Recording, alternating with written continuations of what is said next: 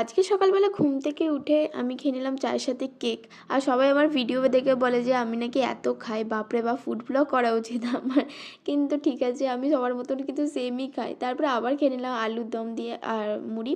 আর এটা আমি অনেক ছোটোবেলায় বানিয়েছিলাম, আমার খুব ভালো লাগে হ্যান্ডমেড জিনিস বানাতে। তো এটা আমি বানিয়েছিলাম একটা ফটো ফ্রেম, বাবার ফটো দিয়ে, স্ট্র দিয়ে বানিয়েছিলাম, চুমকি দিয়ে।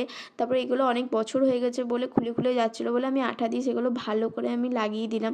আর ধুলোও পড়ে গেছিলো অনেক, তো একটা ভালো বানাতে হবে। তো তারপরে দুপুরবেলা একটা এগ কারি আর আলুর দম দিয়ে খেয়ে নিলাম।